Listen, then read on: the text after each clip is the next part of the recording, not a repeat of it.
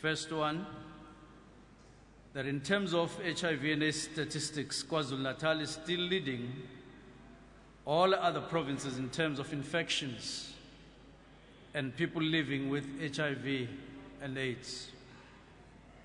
But secondly, because KwaZulu-Natal will be hosting the International AIDS Conference in 2016,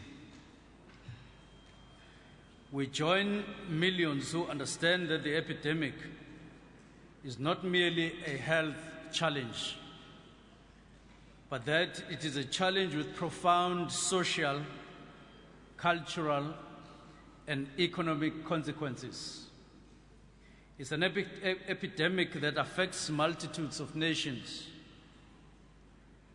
yet it touches on matters that are intensely personal and, of course, private.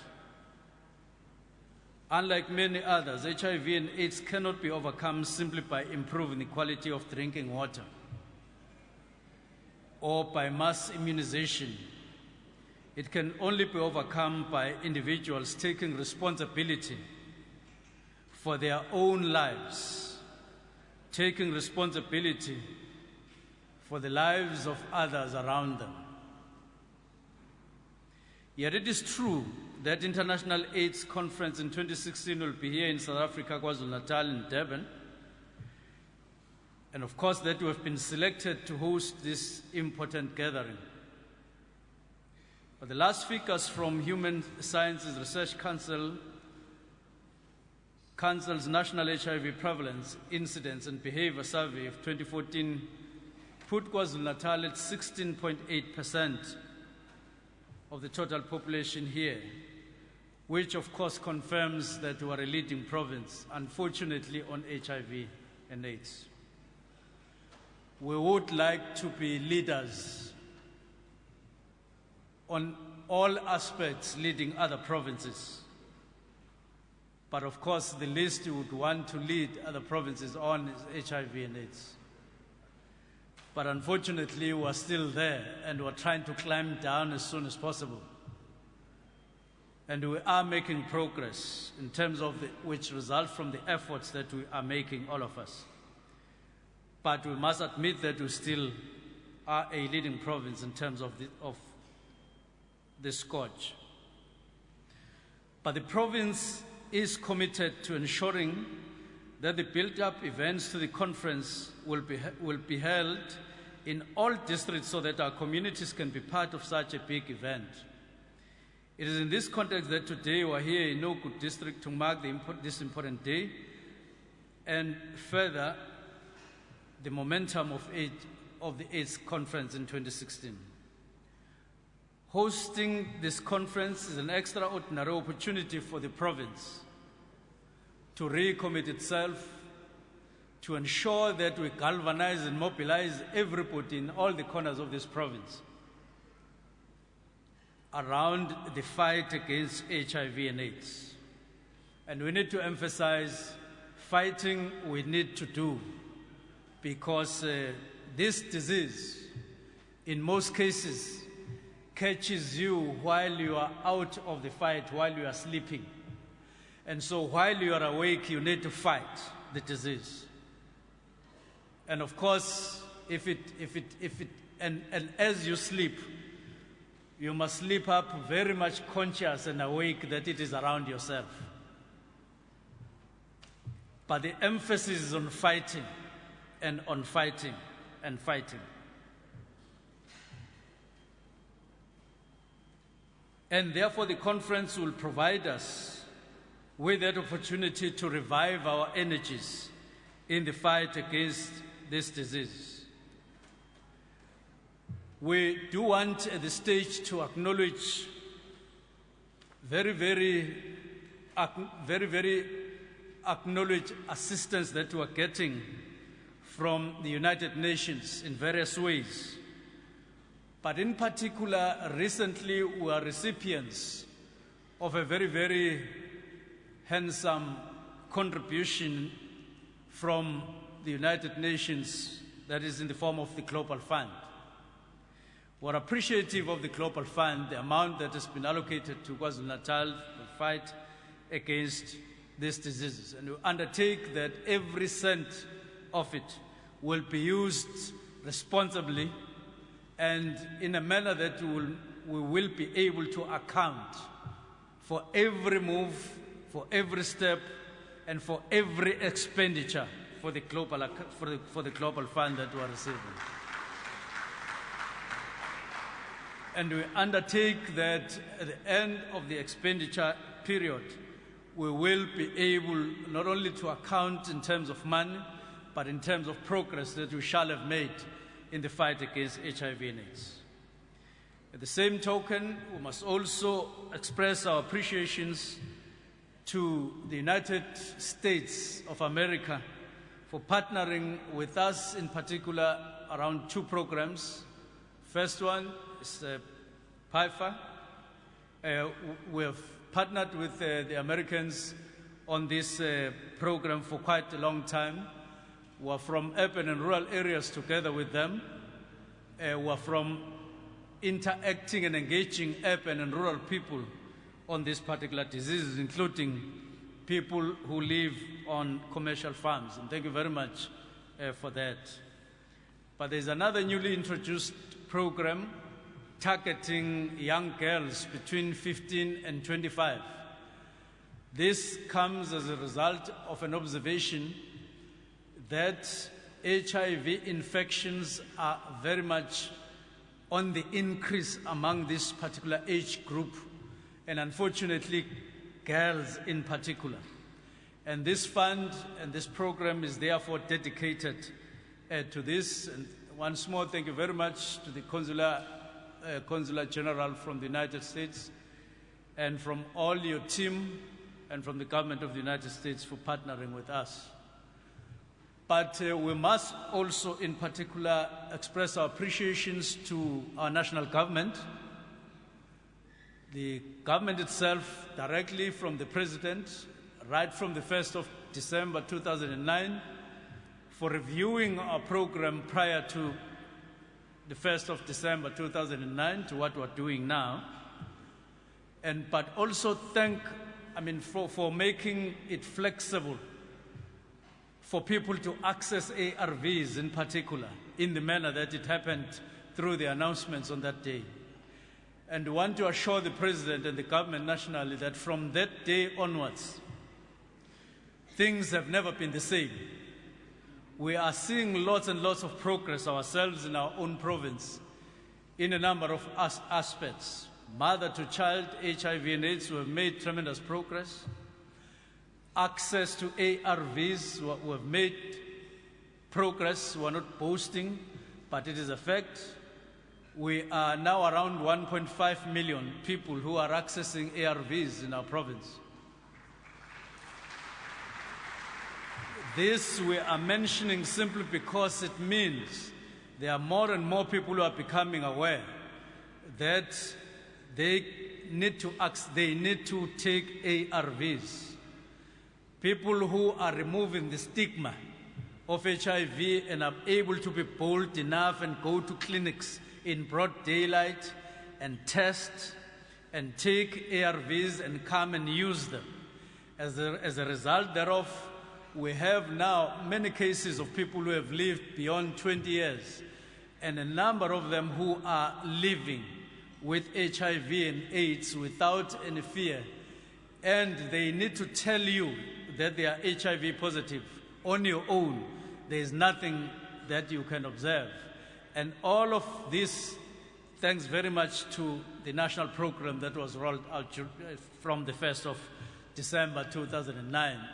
And we must, in particular as well, express our appreciations to the Deputy President, who is the leading face of national government on HIV and AIDS through chairmanship of SANAC and all the programs that SANAC is championing on a daily basis amongst ourselves. And we must admit we are huge beneficiaries to all the things and the programs that SANAC is driving. And we are very, very much ardent listeners to what SANAC has to say to us.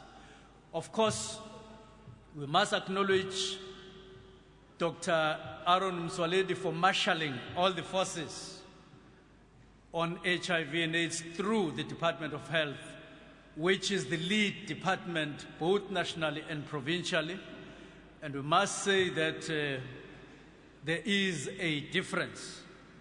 We are so keen on accessing ARVs to our people that very soon, before the end of the year next year, we will be opening a factory that will be manufacturing ARVs through partnership with a company that we've been discussing with for a long time.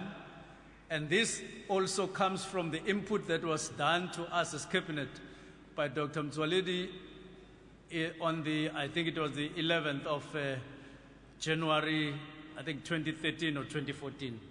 And thank you very much. Now, all these partnerships are helping us in KwaZulu-Natal realize that we have to do something against HIV and AIDS. Although we still need to go to all the corners, make sure that our people receive all the news, current news about HIV and AIDS. But I am sure that most of the people, quite a large majority of people in KwaZulu-Natal, are aware of HIV and AIDS and all the aspects, important aspects of HIV and AIDS, including the importance of testing, the importance of sticking to your program on ARVs, the importance of circumcision, the importance of sticking to one partner, one male partner, one female partner, the importance of sacrificing the luxury of having many partners and sticking to one partner. You are not a fool if you stick with one partner. You are actually intelligent and you are helping contribute to the fight against HIV and AIDS. And as I sit down, I want to encourage all of us who are here to use this opportunity of the 1st of December 2015 to recharge your batteries in the fight against HIV and AIDS, in particular through Sukuma Sake. Literally all the wards. I know that we are left with a few months before the end of the term for councillor champions in their own wards. But take your responsibility up to the last day in the fight against HIV as a councillor, championing the fight against HIV and AIDS in your ward, in your war room. Use the war room as a very, very basic and important cell in the fight against HIV and AIDS. Make sure, because we are noticing that most of the war rooms have sort of shifted and are riding on the wave of unemployment and other challenges at societal level, at the community level. That is not what the war rooms are about. Yes, look at those responsibilities, address those responsibilities and those challenges. But in the main, each and every champion, each and every committee in the war room, look at programs on HIV and AIDS. Are the people still taking their ARVs? Are they testing? Are they removing the stigma? Are we helping them to remove the stigma?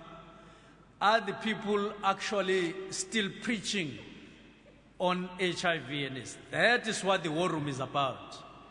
Are the numbers decreasing or are the numbers increasing on this and other related diseases? Now, let us use the 1st of December once more to be able to reach out to each other. This is a war, and the war continues, particularly in this province, until all other provinces have overtaken us.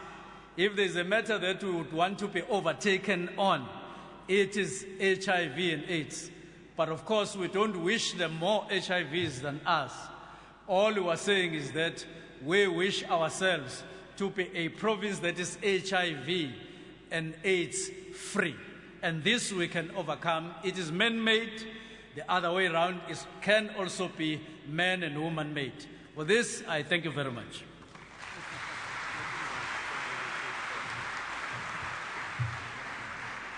Thank you very much, our Honorable Premier.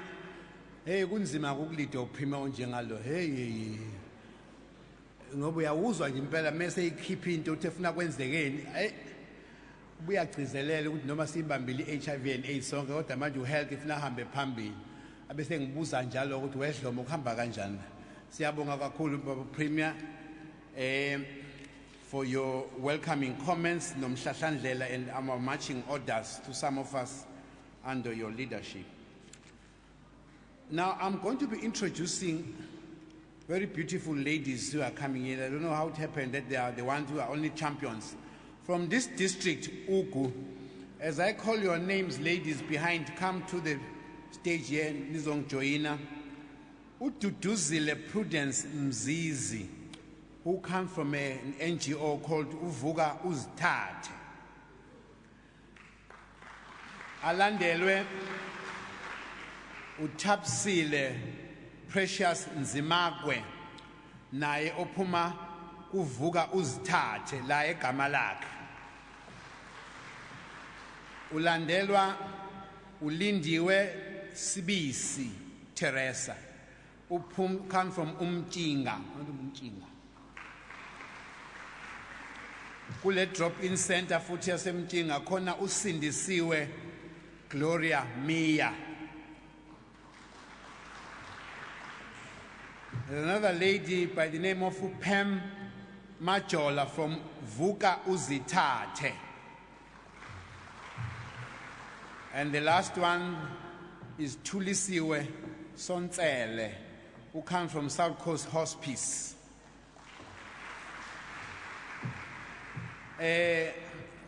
These beautiful ladies are volunteers and champions in their communities, focusing on programs that impact on TB, HIV, and AIDS. But because of time constraints, there will only be 3 of them. They are going to do 2 minutes, and the only other one, Utulisiwe Sontsele, we saw her on the morning live. She's only going to do half a minute to a minute. But we are going to come. Pam Majola, within 2 minutes. Wenzani lapha nesebenza khona. Alandelwe usindisiwe Mia, and the last one go about Thulisile Sontsele. Uma kukhona bakhona emphakathini ababili abathathu kuma community leaders abafuna ukuthi ngobona ngezandla emva kwalaba dadethu abathathu mekhona uthi hayi angikhavekanga kahle mina nami ngenza lokho emphakathini ngobona ngesandla ke ngivulele ababili kuphela before ngiqhubeke nohlelo bazilungiseleleke abathandayo. So manje these ladies, one after the other, 2 minutes and 1 minute. Ngiyabonga, ngiyanibingelela nonke. NgiuPhemo kaMajola ophuma evuka uzithathe. Si program esebenza ngabantu aba affected with HIV and AIDS. So siyabonga kakhulu ukuthi siyakwazi ukushintsha impilo zabantu egama lakhe. Sisebenza kuma wards from ward 24, 25, 26 and 27 no 28.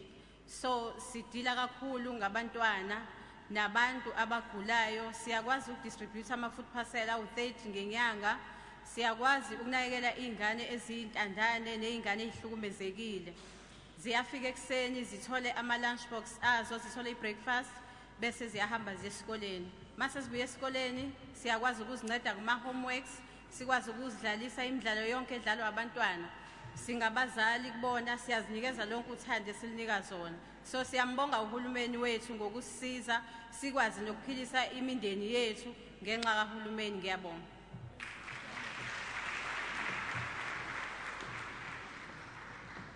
Sanibonani, ngiyabonga kakhulu usindisiwe Mia ovela organization ebizwa ngokuthi Umtinga Drop-in Center eku Ward 24 eNyandezulu.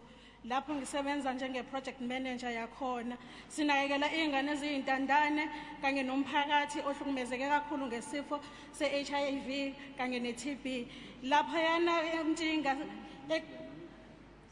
ekseni sinikeza iy'ngane ama-lunch box, then after babuye bazothola i-lunch emini, then siphinde sikhiphe nama-food parcels awu-30. Sinama-CCG khona, siphinde sibe nama-CYCW awu-24 okuwona aphumayo emphakathini asibhekele abantu okuyibona abadingayo. Ngiyabonga kakhulu. Sanibonani, niyaphila. Ngiyabonga kakhulu. Igama lami nguThuliswa Sontsele, ngiqhamuka eSouth Coast Hospice, ngu-social worker khona. Masizincoma lapha ehospice sithi siyama palliative care champions. Okusho ukuthi thina mengabe sihamba siya emndenini, asibuki kuphela ukugula physically, sikubuka holistically, okuwukusho ukuthi sibuka physically, sibuka emotionally, psychosocially, socially. Ngoba siyazi ukuthi umuntu uma egula angagula emphefumulweni, agule nasenyameni. So mengabe siya lapha ekhaya sifike sikubuke konke lokho. Siphinde siprovide ne-bereavement counseling uma ngabe sekhona ilunga lomndeni esedlulile.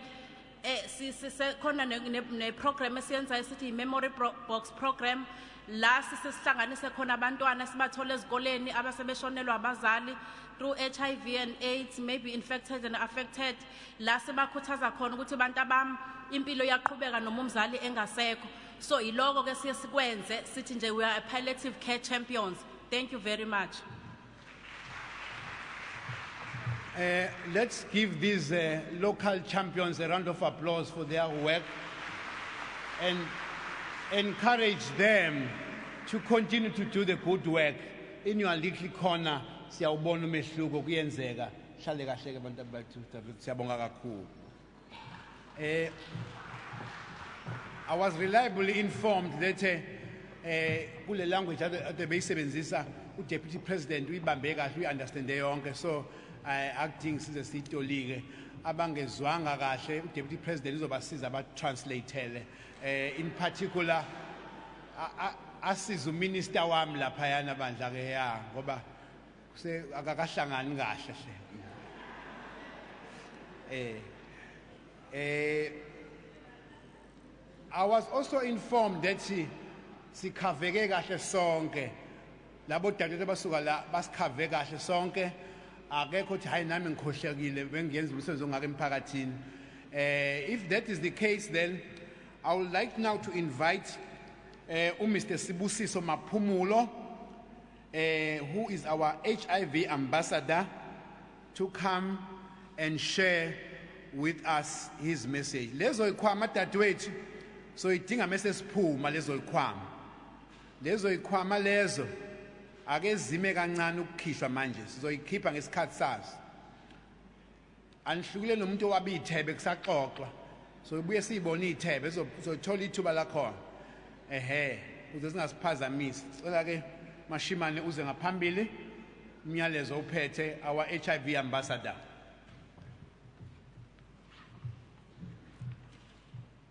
Nginibingelele nonke.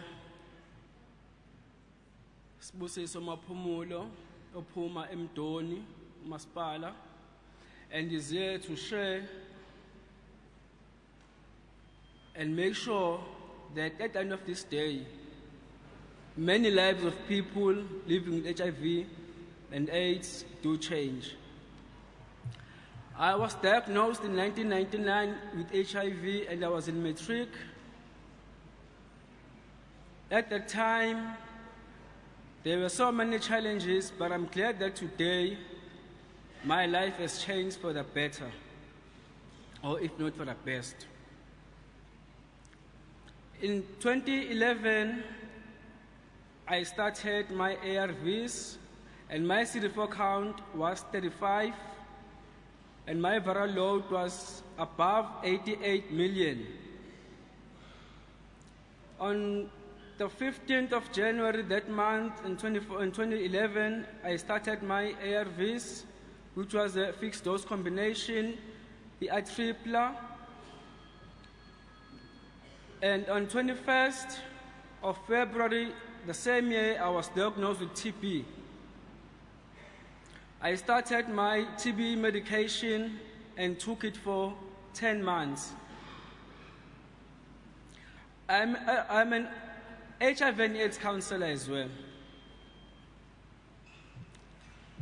I've been brought up with HIV by the organizations such as the Treatment Action Campaign, National Association of People living with HIV and AIDS in South Africa, in APWA. And I've shared sad memories with the late Jabu Mthethwa, who was shot, where I'm currently working as a counselor in GJ Crooks Hospital. The memories, they always come back. But today, I stand in front of the world, not shaking, and to thank the government of South Africa for rolling out antiretrovirals. I remember in 2014, we were in Cape Town, when they were opening the parliament, many of us were very, very frustrated. But today, we are happy. Dr. Aaron Motsoaledi, I personally wish to thank you that when you came on board, you played a very, very important role in our lives. Thank you. May I give him a round of applause?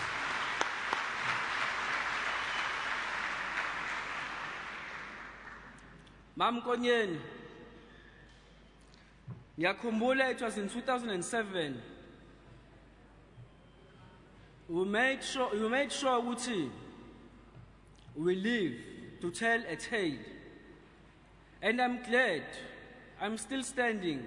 In 2011, Mam Konyeni, I got so very ill, and I was even pronounced dead by the people in my community and my surroundings. But here I am through ARVs and TB treatment, which is free of charge.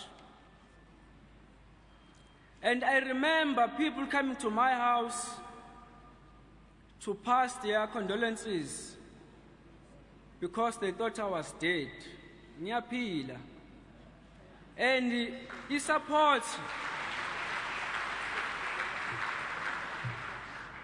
engiyitholile emkhandlwini uMdoni ugu i-department engisebenzelayo, i-Department of Health babudloma. Abasebenzi bakho bayakwenza ukuthi banakekele not only iziguli but even ama-employees. Xa nimnikeze ihlombe.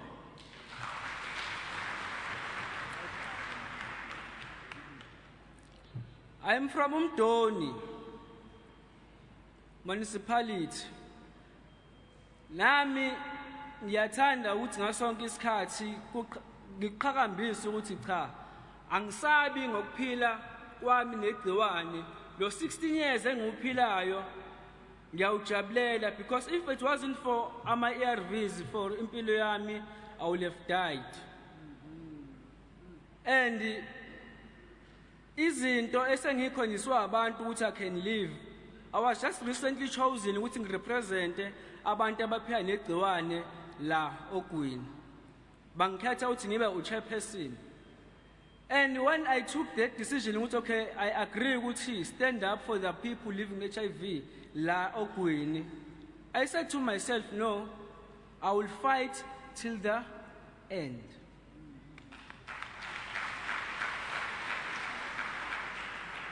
To all those who are afraid to disclose, they are afraid of stigma, discrimination, those are just minor ailments. As ngasi beka phansi thina, we are above HIV. We are above HIV.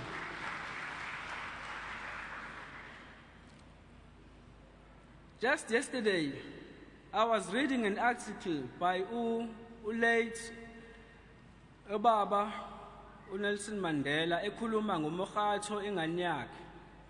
Wathi uma ngabe uhlala ekhoneni ungakhulumi, Usicindezela wena. Speaking out about what is eating you inside heals you. My message to everyone is that mina nethimba lami, I need all the support from all the departments. Ukuze ngiphume ngezikoleni ngiyofundisa and preach about this kuma communities. Sifundise all over, sifundise. Let us leave no stone unturned. Ngobani, our lives depends on education. But Motsoaledi, if you can remember, kunencwadi la ethi, through the voices of South African men speaks about HIV. I'm one of those men that are in that book. At that time it was,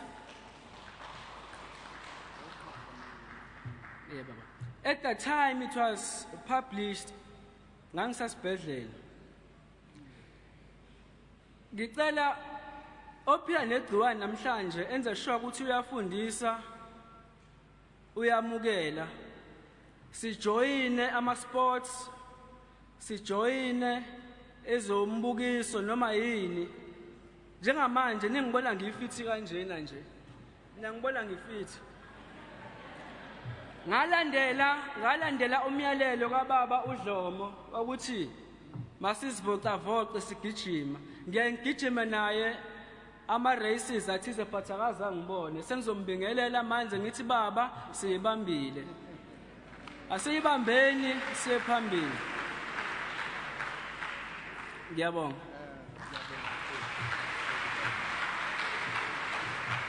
Now, sengizocela weMashimane udlule ngale etafuleni ka-Deputy President ukuqhala u-Deputy President ube nenhlanhla usukhulume kahle. Nami sengizokugada kuma-race bengeve ngakubona sigijima nawe siyabonga kakhulu.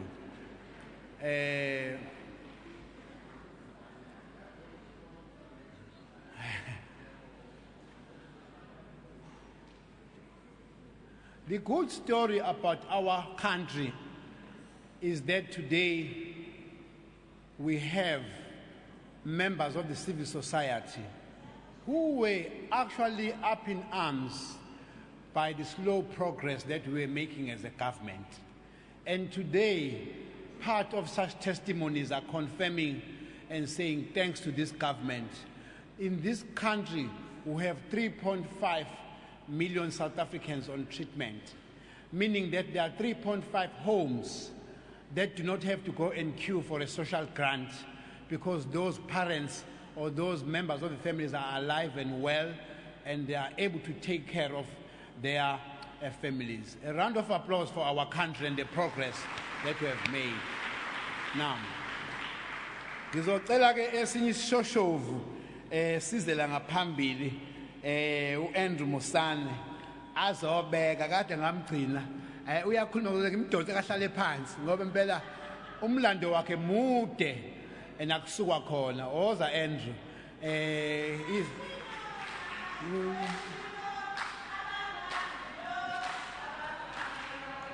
uAndrew lo na uAndrew lo abamaziyo abazange bambona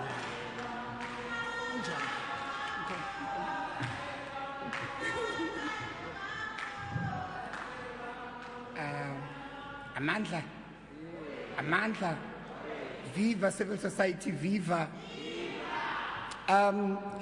Deputy President of the country, Dimacheru.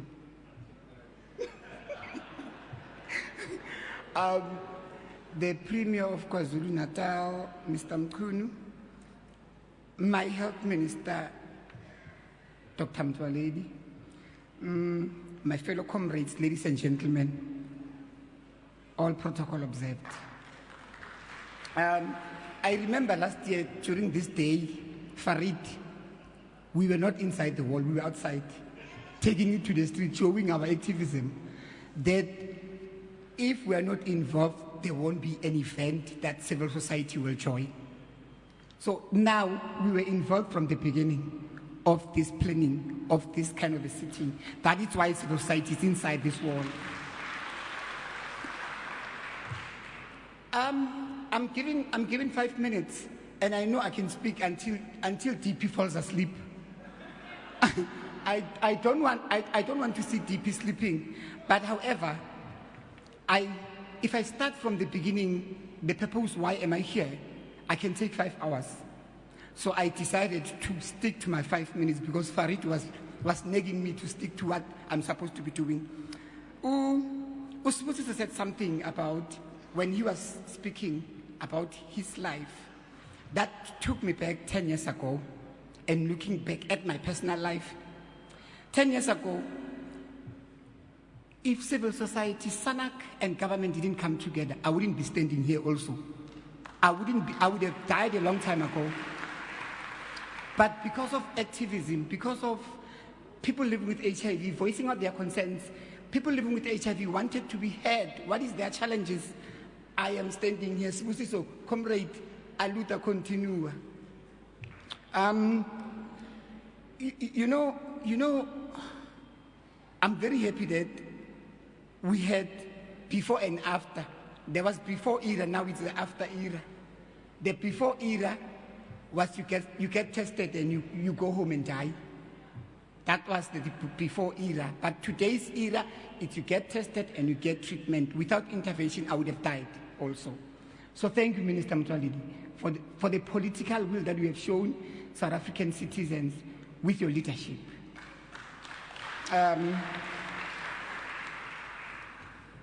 You know, I'm living my life beyond HIV. I always forgot that I'm HIV positive. I got a constant reminder only at 9 o'clock when I have to take my FTC that, okay, it's that time of the day. Save your life. Rather than that, I don't see myself as an HIV-infected person, but I see myself as an HIV-infected champion. Because today I'm here, I'm standing addressing this kind of high-profile meeting with my chairperson of civil society, so proud of me to say, Andrew would have died 10 years ago. But with the leadership, again, of our deputy president, who came on board while we were doing we decided to boycott his first World AIDS Day celebration because of, political issues inside civil society and our government. So we wouldn't allow this setting to be like this if this table was not going to be here. I'm saying this table behind the TP and the minister because those are my fellow comrades. Those are the reason South African response to HIV. We have more than 3 million people. We have more than the number of people that we were targeted on treatment. It's because of the work in the field. It's because of the office here, TP and the minister has opened up for us. If there was no openness, Mina, as energetic as you can see me, I can stop the minister from speaking if I beg civil society to be part of this meeting. Not EP, Nama Podicats wag. Now, in KZN, I want to acknowledge and congratulate the leadership of Comrade, my person at the back. They celebrated more than 1 million people on treatment.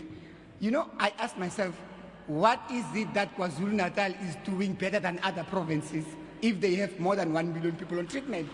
What is it that, why are we not looking at what is it that KZN is achieving?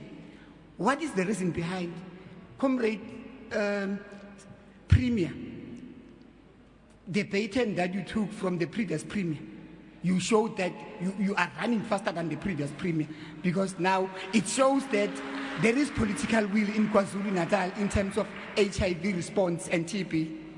I'm from Gauteng, I'm from north of Pretoria, in a very small area called Garamkua. Nyayaz Garamkua. It's a very small area, it's a semi-rural area. I make sure every day I go to the clinic and make sure that I investigate drug stockouts. And Minister, with the office of Uyoken Pillay and Gavin Steele, we can see at least now drugs are available in all the facilities that we are monitoring. In closing, Minister, I know you ufuna ngisukela ngizosuka manje ngiyasuka. I am living my life beyond HIV because of the positivity that comes within me. Like Usibusiso was saying, I told myself, I'm 30-something years old. Ngifuna ukuyihola nami grant. Ngifuna ukufika that pattern ngiyofika ngayo 65 here I come. Comrade Ngonyeli, noma ungangibheka kanjalo ngizoyihola igrant. Angeke ngishone ngingakayidli leyo mali. Ngiyayifuna nami. That's the positivity that I have about me living my life beyond HIV. Ngiyabonga. Yes. Siyabonga we Andrew. Positive living, eh? Yeah. Usazohlala impilo ende wena Andrew awindawo.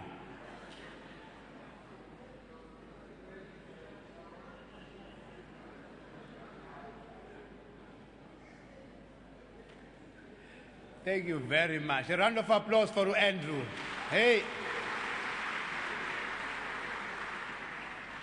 Yeah. Esashaya itoyito wenu nomkhaba manje akasayishaya itoyito nomkhaba usekho. Yeah. Siyabonga. The positive. These messages, I think, they are more encouraging to any one of us here, which even if you have a problem, a disease with you, you are able to do better even with treatment because of the positive attitude that you create. And I think they must actually be encouraged to go on with this program. When I later announced the deployment of all of us going to various areas, in the 23 areas, I am informed that amakhosi amanye alinde kulezi ndawo sowahambela kuzona kodwa kunamakhosi akhona phakathi wethu engithanda uwa-acknowledge ngibabone kade ohleli ngapha kunenkosi engusihlalo wamakhosi, the chairperson of the Provincial House of Traditional Leaders, ubaba inkosi uMdunge phakathi kwethu. Siyakwamukela baba, siyabonga ukuthi ube khona. Ukhona nenkosi uShinga ongusihlalo welocal yala ogwini nasikhona. Kunamanye amakhosi akhona uNkosi uXolo noNkosi uMadlala, amanye amakhosi sohlangana nawo ngale nasizobe siyakhona lezi zindawo. Now, you know how this government has really worked. In the absence of the deputy president, who is the chairperson of SANAC, Miss Steve Letsika chairs, not even my minister. Hey, minister, in the absence of the deputy president in SANAC, Miss Steve Letsika chairs. She's the deputy chairperson of SANAC, and we now give her this opportunity to address us. Thank you very much.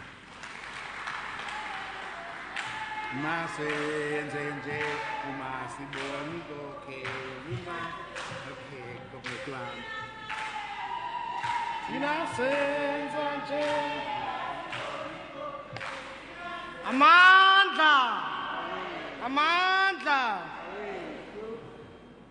His Excellency, Deputy President of the Republic and SANAC Chairperson, Ntate Cyril Ramaphosa, Honorable Premier, Honorable Minister of Health, Honorable Ministers, Deputy Ministers, MECs, National Sector Leaders, Traditional Leaders, Organized Labor, Private Sector, Executive Mayors, members of the Board of Trustees, as led by Chairperson Dr. Gwen Ramukupa, Comrade Michelle Sidibe from the UNAIDS, members of development partners, SANAC Secretariat and Provincial Secretariats, comrades, ladies and gentlemen, Sanibonang. Today, as civil society, we join the world, we join South Africa to unite, and we show support for people living with HIV.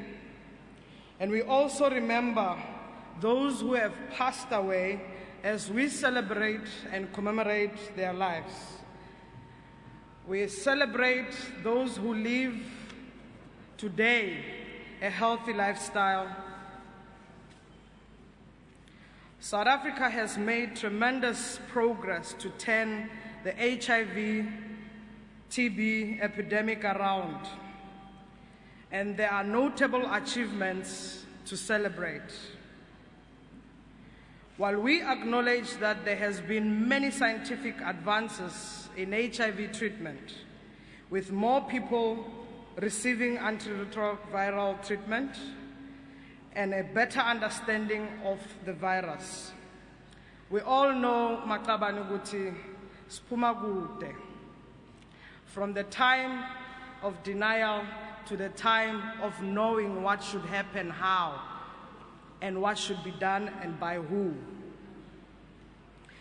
There is a lot that needs to be done in supporting people living with HIV and those affected by HIV and TB. It is important we note that we are gathered here in KwaZulu-Natal, which shares profound history in the fight against HIV. The prevalence of HIV in South Africa shows considerably variance in also across the 9 provinces. In the past 20 years, the highest HIV prevalence amongst the 15-year-olds to 49 has been recorded here in KwaZulu-Natal. It is also worth mentioning that in December 1998, a bold, courageous woman named Gugu Dlamini was beaten, stabbed, and stoned to death by a group of men from her home township, KwaMashu, for disclosing her HIV status to the public. Now we celebrate Gugu Dlamini today, and we celebrate everyone who has fought the epidemic. Gugu Dlamini encouraged many of us to further disclose our HIV status because she believed that there was nothing to fear anymore. This tragedy will always be a constant painful reminder of where we come from in the fight against HIV. Now, as we fast-track 2015, and as we fast-track to 2030, we commend the strides made by the province. We commend South African government in the fight against HIV. Today, we also celebrate KwaZulu-Natal, which has recorded over 1 million people on ARVs. It is important to also commemorate and celebrate with KwaZulu-Natal the leadership that they have shown with Operation Sukuma Sake model, which remains a highly effective model in the fight against HIV.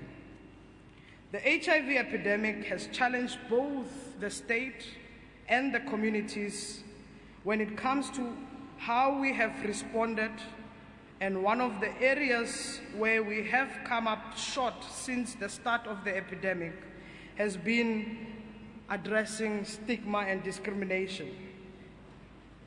Realizing the burden of stigma and discrimination, civil society, with the support of SANEC, embarked on People Living with HIV Stigma Index that was launched at the South African AIDS Conference this year.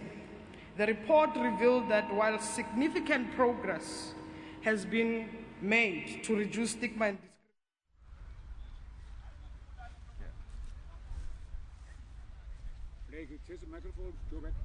1 2 test 1 2 Blenheim live Ugu Sports and Leisure Centre.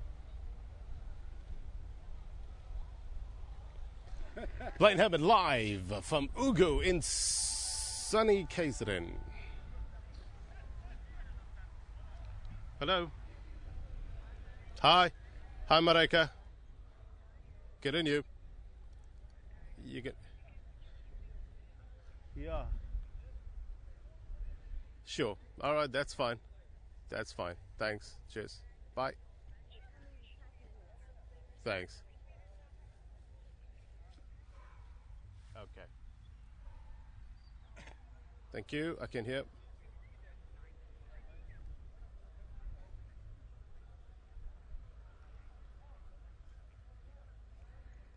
They're gonna, yeah, I'm ready. Her name,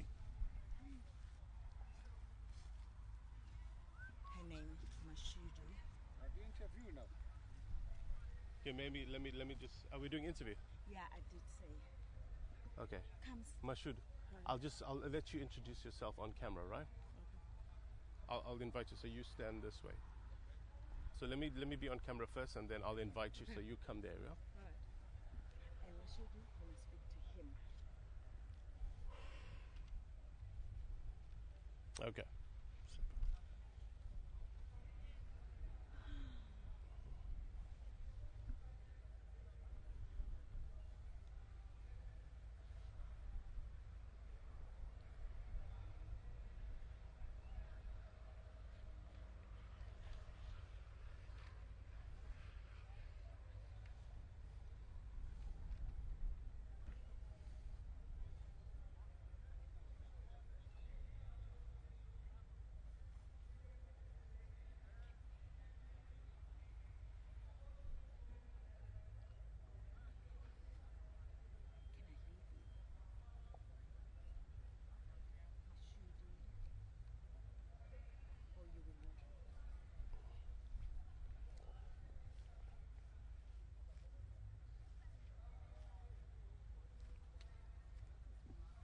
From here? Are you from Ugu? No. Limpopo? All right. I'm from Raya. All right. I'm sorry, I'm going to do. I'm sorry, I'm going to do. Drill. What? Bongi said I must see you. Yeah, visual. Yeah. I'm not the makeup artist, so I don't know how to use this. Stand by.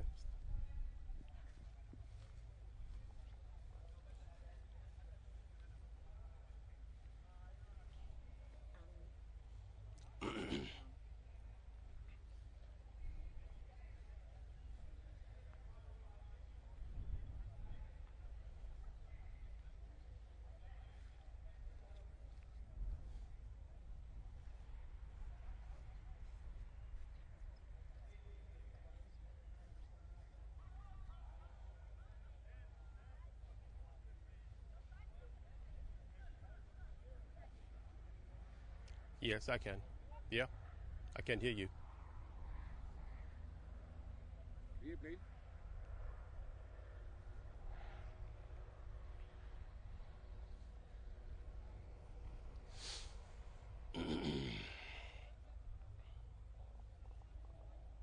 I'm not getting my shorts now. It's too hot. Yeah. Nah, it's too hot. Why aren't we at the beach, man? Why aren't we at the beach now? Why are we here? Yeah, exactly. We should be done by now. Why are we here? We've got 3 o'clock in the morning. Yeah. Shit. We're gonna be here till maybe 1. Nah, 2 o'clock's done. 12 o'clock. I feel like link's done for 2 o'clock. Okay. That's Link. good. That's good. Sorry. You living with HIV and AIDS, yeah? You living with... Oh, you work with... Hey, You work with people so that are... 4 Okay. o'clock. I'm telling you. Yeah. So when you must When just you come arrive here at 3 o'clock. stand, you must come stand this way, right? Not now? I'll call you.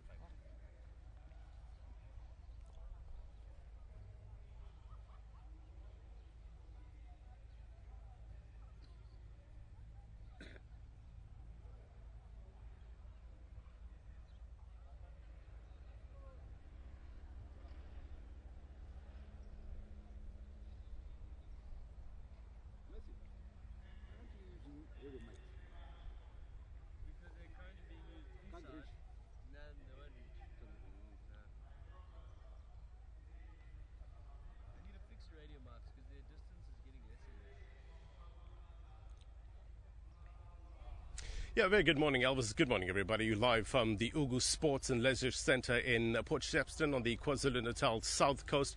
It is indeed World AIDS Day 2015, and we're here actually to commemorate this important day, which I guess affords us an opportunity to unite in the fight against HIV, as well as show our support for the people that are living with this disease, as well as remember those that have died from this deadly virus. Now, this year's theme, as you've mentioned, is getting to zero towards an HIV-free generation. But that's the aim. But, Elvis, the task is huge. If you look at the numbers, there's estimates of about, 37 million people worldwide that are living with HIV. Here in South Africa, the numbers range between 6.3 and 6.8 million people that are living with this disease. If you look at the numbers in terms of new infections per year, that number is sitting at around 350,000. That roughly works out to about 1,000 new infections per day. Now, that gives you a stark reminder of the magnitude of the problems that we're actually facing. And this mainly affects women between the ages of 15 and 24. Now, a lot to be discussed here. I have a guest here who's actually working with people on the ground. She's actually from Limpopo, but she's doing a lot of work in terms of HIV and AIDS. Please, could you come forward? Your name, ma'am? My name is Mashudu Mfomande. Mm-hmm. And where are you from? I'm from Limpopo. Yeah. Just tell us, stigma is a big issue in South Africa in terms of HIV. What is the issues on the ground? How are people dealing with this? Okay, last week we just have a prevention summit where we spoke with different women. We had 150 guests, and stigma was one of the things which we had discussed. And still fresh in my mind, one of the things which people had said that at the time was that families are still not yet open for people to disclose their statuses in South Africa. So as much as the statistic is going high and in the rate which it is, we still have, on the other hand, people being unable to disclose their statuses to their families. They mentioned the issue of stigma in healthcare facilities, where when they go there, they have different cards, there are different queues for them to access treatment, and then some say that they have outside containers where they get their treatment. So the facilities in themselves makes it very difficult for people to access treatment, because unless if you want everyone else already to know your status, because everyone else who's in that queue are known to be HIV positive. So that's still a bit of a barrier for people to access treatment, such that they want to access it in villages and townships where they don't know them. So what do you think needs to be done now to eradicate this stigma, this prejudice? Guess one is that we need to go back. There was a time in South Africa where we were talking about HIV in everything that we do. In that way, we had managed to raise awareness at the time for people to be aware of HIV. And now that has simmered down. We don't do that anymore. And two is that healthcare facilities and policies need to be able to accommodate the issue of HIV still, and the privacy that it still deserves. So sometimes we really forget, and in the manner in which settings are done in hospitals, we might not even be aware that we are stigmatizing people by so doing. Yeah. So that's one of the things that one of the resolution in the summit that we need to speak with the Department of Health in terms of raising that kind of awareness, that this is one of the things that people have raised as a concern. Thank you very much. That's how this is the issues on the ground. This is what people are talking about on the ground. Stigma, a big issue. Prejudice, discrimination, a big issue. And that's what Deputy President Cyril Ramaphosa is likely to touch on when he addresses the crowd. And, he is also the chair of the South African National AIDS Council. So he'll be, reaffirming government's stance and commitment to overcome this global epidemic. Elvis. Thank you so much for that report. That's our reporter, Blaine Herman, in the KwaZulu-Natal. Now, we are test by 40%, and today is less than $9, not only for South Africa, but for more than 72 countries, which are also reducing that one. But we are sure that we are making breakthrough. We are sure that we are making progress. But we should not be complacent. We have only 5 years window of opportunity, and we need to quicken the pace more. We need to really make sure that we continue to have more people on treatment. If not, we will see, unfortunately, the HIV/AIDS rebounding, because we don't want the rebound in the HIV/AIDS. We want to really make sure that we don't drop the ball.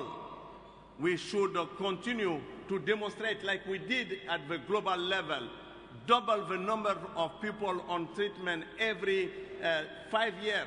If we manage to do it again, even one time more, we'll be able to achieve our goal. And we have been seeing that.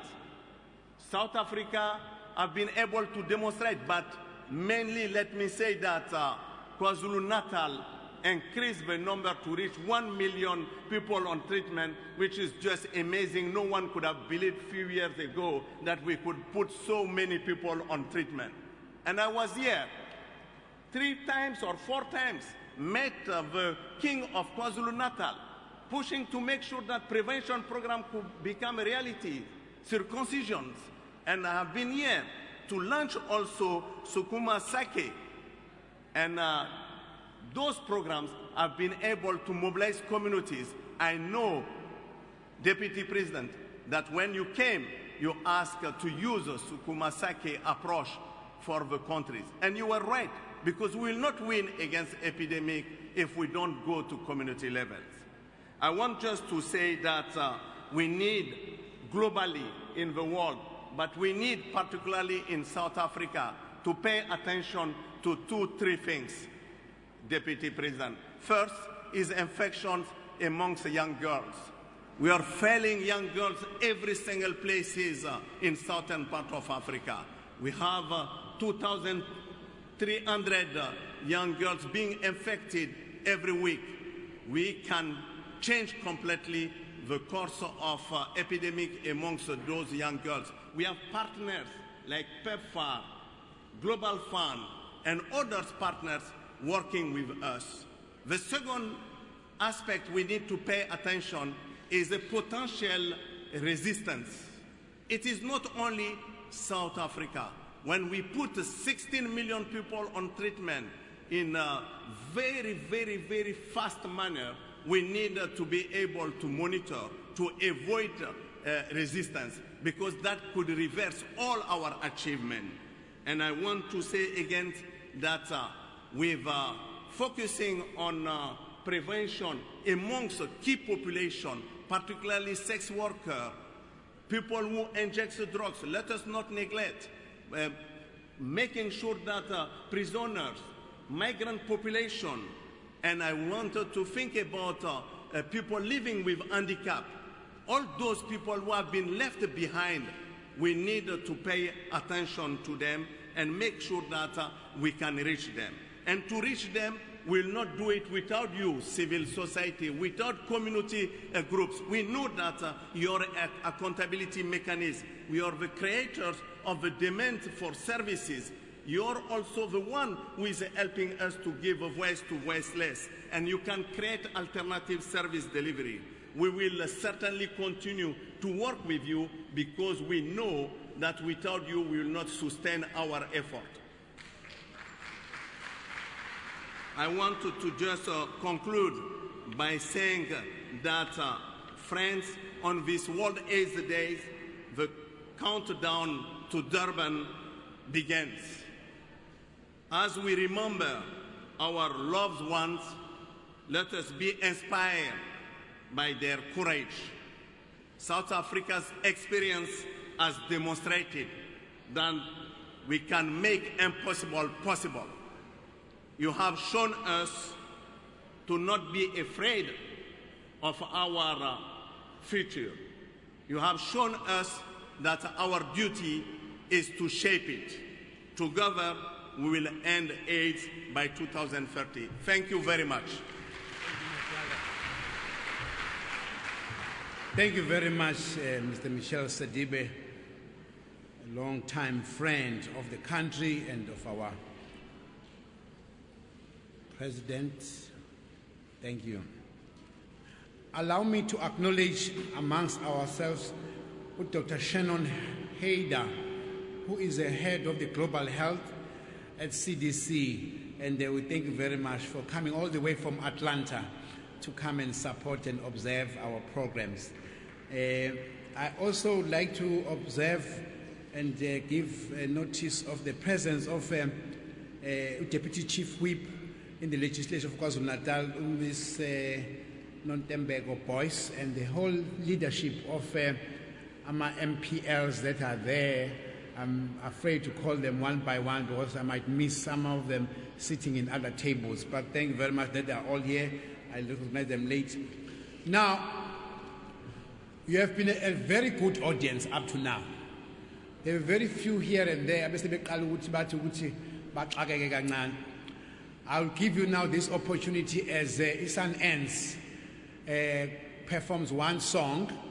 Ukuthi nibe ready kahleke manje ngoba ngizobe sengibiza uDeputy Minister uMtswaledi to after this one song. Ake nikhwehlele nje niphuza amanzi bese nibe nithule kahle ngoba nithule kahle manje silalela ichoir ngishaya iculo elilodwa. Ngoba sengicela kuDeputy Minister of Health uDr Mtswaledi eze not now Minister wami ukhuluma isingisi kakhulu ukhuluma isiZulu. We'll just have one song, Minister Mtswaledi, then I will invite you to the podium. Actually, ukhuluma isiZulu too much.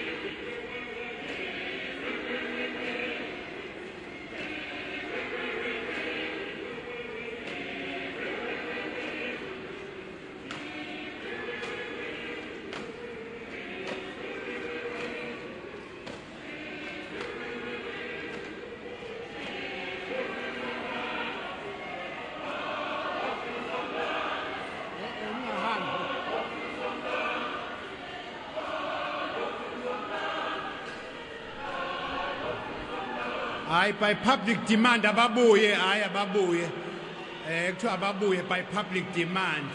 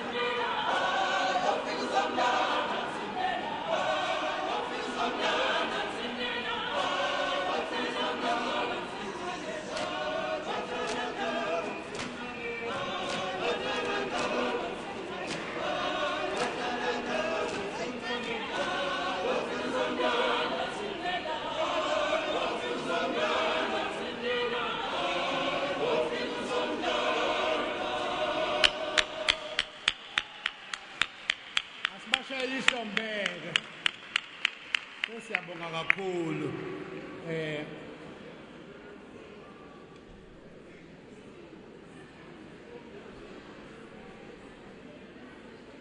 Yeah, ngizobuye kubizele mfethu. Yeah, thank you. Ngiyafuna ukuthi ubuye ngempela futhi uzoshayela enye ingoma. Ubani ongadawutha ukuthi choir master kade exercise akekho. So lokhu nje kwanele kuya exercise amadoda. Siyakubongela choir master. Uyipush impela. Minister Mtswaledi, we now invite you to the podium to give us your remarks and introduce the Deputy President. But when you finish, we'll request you that you don't sit down. Invite the Deputy President to go to the candle lighting so that when the Deputy President speaks, the candle will be on. I will also invite you, Ms. Litsike, and the Premier to join you when you're lighting the candle with the Deputy President. Thank you. Thank you very much, Program Director and MEC of Health for the province of KwaZulu-Natal, Dr. Sibongiseni Dlomo, His Excellency, the Deputy President of the Republic of South Africa, and the Chairperson of SANAC, Cyril Ramaphosa, the Premier of KwaZulu-Natal, Senzo Mkhunu, the Deputy Chairperson of SANAC, Mayor Steve Litsike, the Executive Director of UNAIDS, Mr. Michel Sidibe, and the Country Director of the World Health Organization, Dr. Sarah Baba. We also have the Country Director of the UNAIDS, Dr. Erasmus Mora.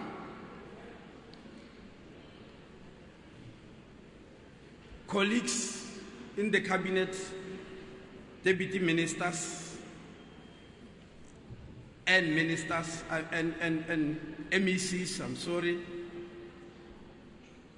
representative for people living with HIV and AIDS, members of civil society, distinguished guests, ladies and gentlemen, good morning. Yes, still very much morning. On the program here,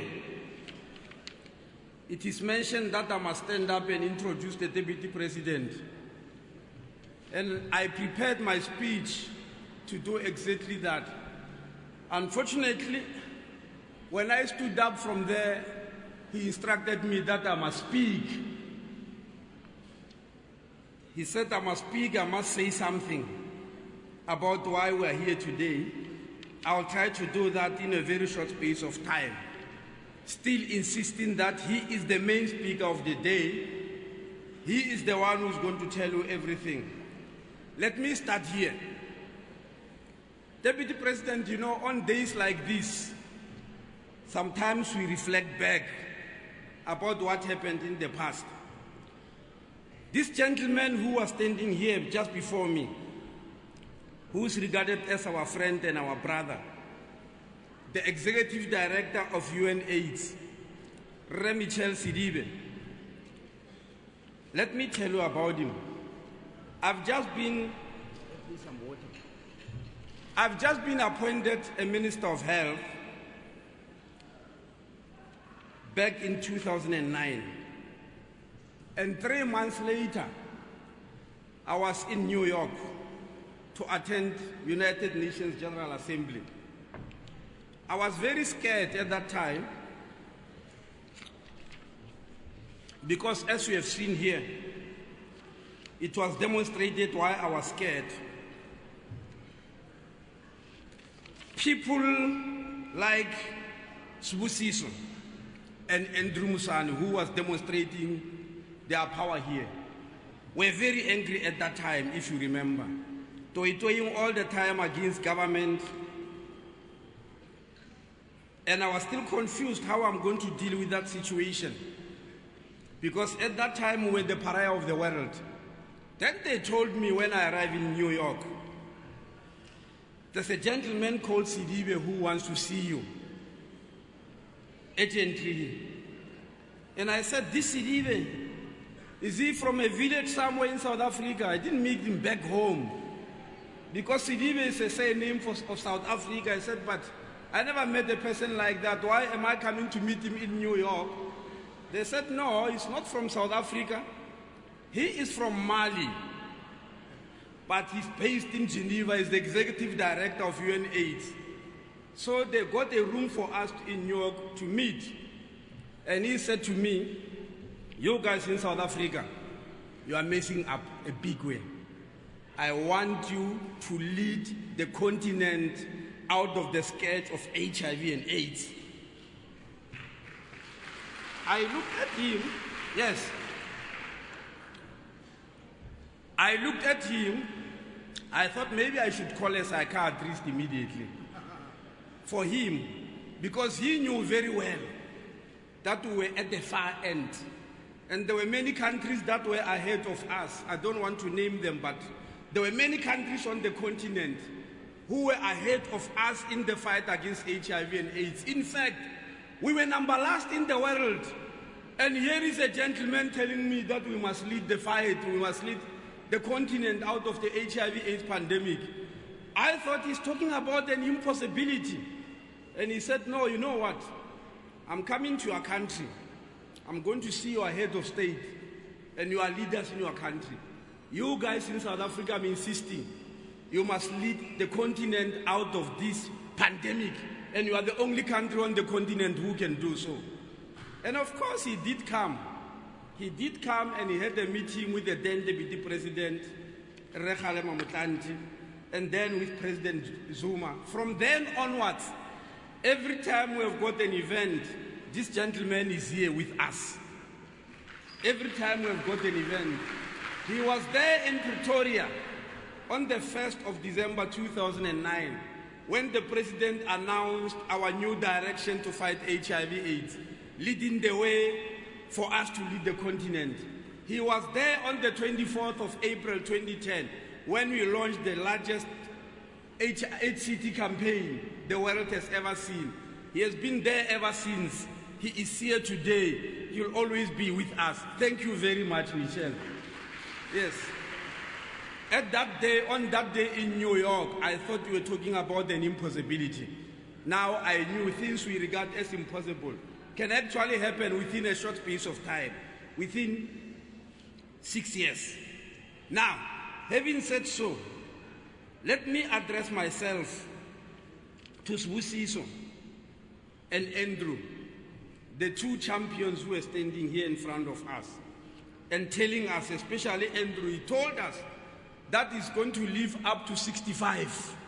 He said he's still 37, HIV positive on treatment, and he's going to live up to 65 in order to get Mudende. That's what he said. He said we must write him from Dende already, he's going to earn it. Now, let me tell you, Andrew, in the National Development Plan of the country, there are 7 things which health must do, and I can't mention all 7 of them. I'll mention only 2. The first one, they say by 2030, life expectancy in South Africa must be 70 years. So I'm increasing you at 65 by 5. You are going to live up to 70. When? That's what the NDP is saying. By the way, this is also written in the Bible, that you must live up to 70. So if we don't do so, it means we are defying God. Because that's what, yes, it's written in the Bible, that you live up to 70, then 8 years is a pazela and all that, but at least 70. And you know that at some stage we are choosing to live up to 57 years. So, Andrew, you are going to live up to 70. That's what the NDP is saying. No, not up to 70, past 70, because 70 is the minimum. You are going to do that. But let me tell you, Deputy President, he wants, and Sbusiso wants also, and nobody in South Africa can increase life expectancy up to 70 years if we don't deal mainly with 2 main pandemics. There are 4 pandemics that are troubling South Africa, but the 2 main ones is HIV and TB. Yes. There are 4 main pandemics. I usually tell people that in South Africa there are 4 highways through which we are marching to our graves. But the main highway is HIV, AIDS, and TB. So we are going to have to do something about it. Let me start with TB. From Saturday in Cape Town, there are 3 events that are taking place. The first one is that the board of Stop TB Partnership was having a meeting, an international board meeting there. And we have decided in that board meeting that there must be a paradigm shift in the fight against TB. And paradigm shift, we even defined it according to the Cambridge Dictionary. It says it's a time to do things and things about things differently. In other words, what you have been doing, you change it completely. That's a paradigm shift. You do something completely new, and that's what we are going to do. And that's what we have decided in Cape Town, in the International Board of Stop TB Partnership. The second event that is taking place in Cape Town, which started yesterday, we've got members of parliament from 101 countries meeting Cape Town. I left them there, who are signing a pledge to help countries and push governments to fight against TB, so that by 2035 it's brought to an end. Those MPs have signed a pledge, and in the pledge it says anybody, regardless of their socio-economic status, must be given a chance to be diagnosed, treated, and successfully treated for TB, and that must not affect their socio-economic status. It must not affect their pocket. That happened in Cape Town. Those members of parliament are still there. The pledge has been signed worldwide by 690 members of parliament, including our own members here at home. The third thing that is happening in Cape Town, the International Union of Lung Disease is also having their annual conference in Cape Town. The Deputy President is going to open it officially. All these 3 events, their aim is TB, to fight against TB.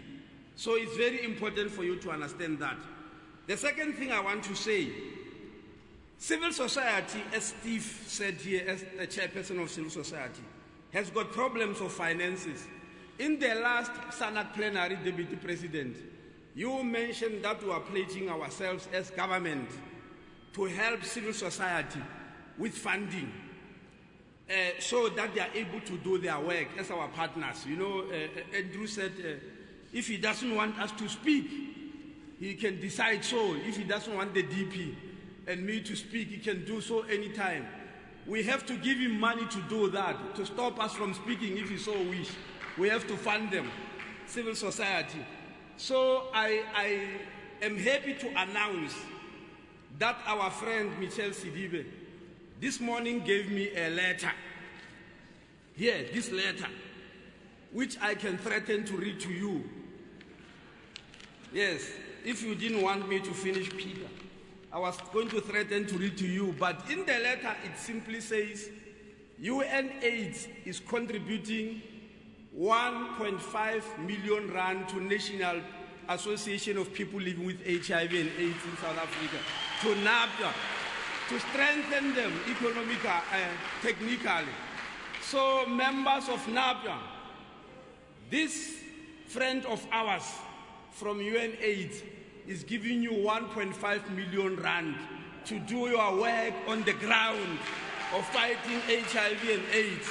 And Steve reminded us that there are 4 major organizations. He mentioned the TAC, he mentioned Positive Women's Network, he mentioned religious leaders who are living with HIV and AIDS. We are not forgetting them, but it so happens that today, this letter of 1.5 million from UNAIDS is about NAPIA. We'll be waiting for the others in future, as the Deputy President has said. The other thing I want to mention is that 2 weeks ago, together with the ambassador of the United States and the ambassador of a PEPFAR, we launched a program called Dreams, which is targeting young girls from the age of 15 to 24 in the Southern and Eastern African region. And the United States government has pledged 800 million rand for that Dreams program because we are worried about these young girls, as you know.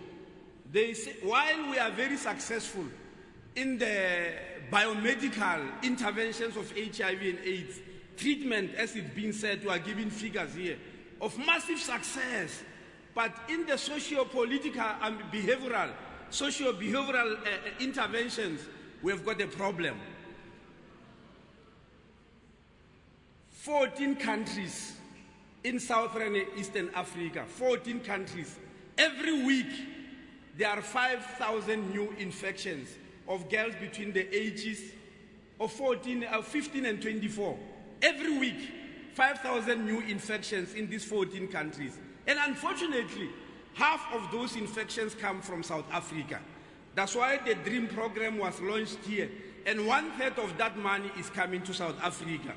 But having said so, United Nations Children's Fund last week released new studies of adolescents between 15 and 19 years.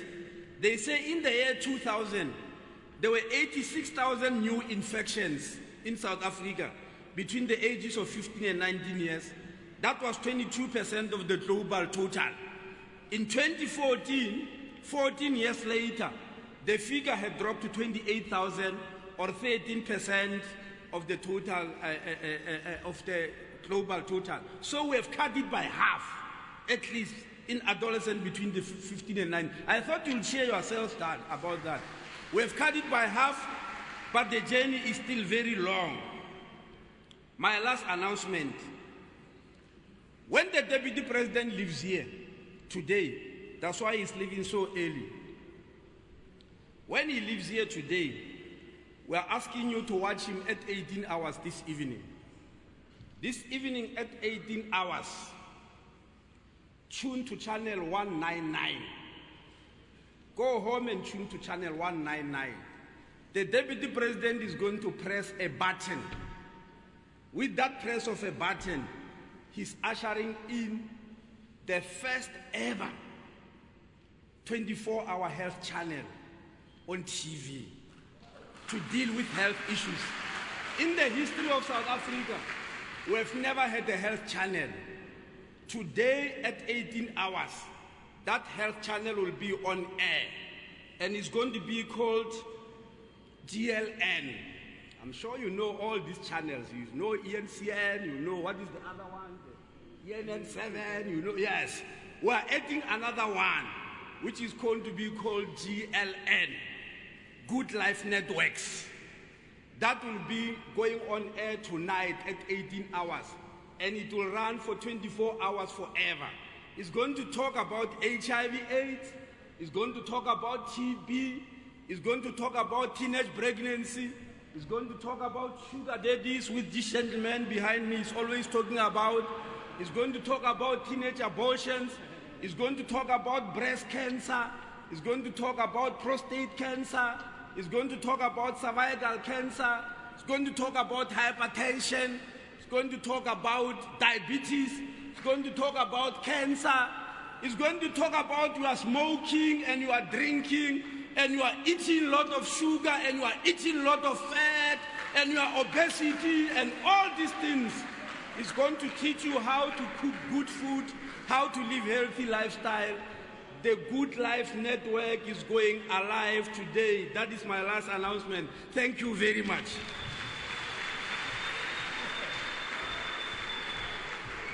We invite the minister to remain on the podium to introduce and welcome the Deputy President to light the candle. I know his mother is a very strong leader in the church, so we are phakanyelo moya naye mase bekitayithanda kakhulu. Yes. No, I told you, Deputy President instructed me to speak when I was supposed to introduce him. Now, yes, now you are forcing me to say something I forgot. The Good Life Network It's a venture between the Department of Health and Seoul City. It's a joint venture between the two institutions, the National Department of Health and Seoul City. And that's what we are going to be seeing tonight. I will take this opportunity to call upon the Deputy President of the country, the person I'm directly reporting to as far as HIV/AIDS and TB is concerned. I was telling him this morning that we are adding another portfolio. He's going to chair the National Health Council to deal with obesity and alcohol and tobacco and eating poor food and not exercising. So he'll be my boss in SANAC, in TB, in HIV/AIDS, etc. Deputy President, thank you very much. Thank you. May I invite the Premier, Michelle Sedibe, to come to the lighting of the candle, please. Let Ms. Steve Letsike.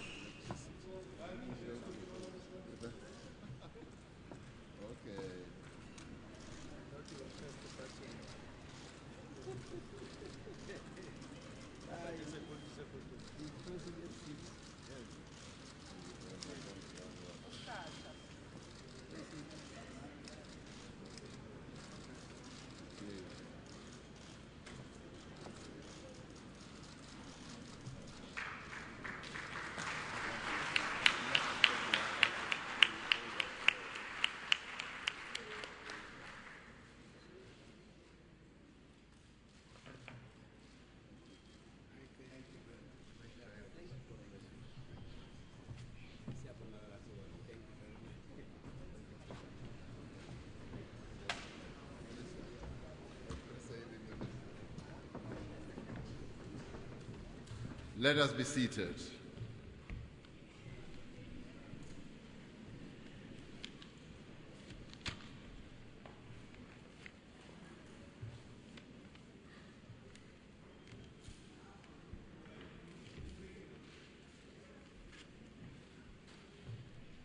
Chairperson, Dr. Sibongiseni Dlomo, Premier of KwaZulu-Natal Province, Minister of Health, Dr. Motsoaledi, Dr. Patha, Deputy Minister of Health, Deputy Ministers in the Executive of the Government of of South Africa,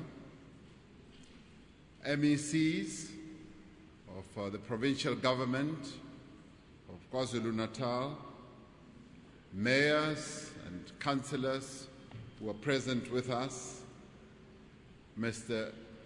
Michelle Sidibe, the Executive Director of UNAIDS, Mr. Erasmus, the Country Representative of UNAIDS, Dr. Sarah Baba, the Country Director of the World Health Organization, amakhosi akhona la phakathi kwethu siyanibingelela, the leaders and members of civil society, people living with HIV who are wonderfully here with us today, our partners, global partners for that matter, from the United States, PEPFAR, CDC, Global Fund, as well as representatives of CIPLA,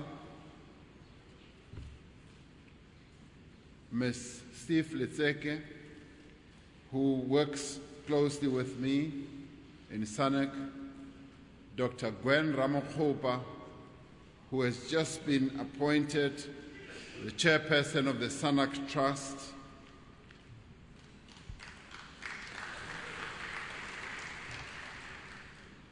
nani nonke enila umphakathi ngiyanibingelela egameni likahulumente weRepublic of South Africa. Ngiphinde nginibonge ukuthi ni la nathi namhlanje.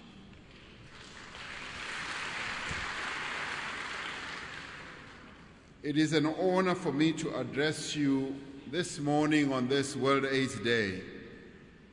I must say at the outset that this World AIDS Day is like no other World AIDS Day. It is a very special day indeed, as we have all seen and heard. We've heard our Minister of Health here speaking in a crusading manner as though he was an evangelist. And we thank him for being an evangelist for health. We thank him for being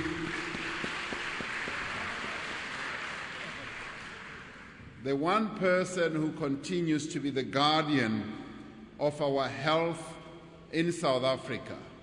And indeed, those who are living with AIDS have a lot to thank him for, because he, together with other colleagues, have led the charge to make sure that we get to where we are.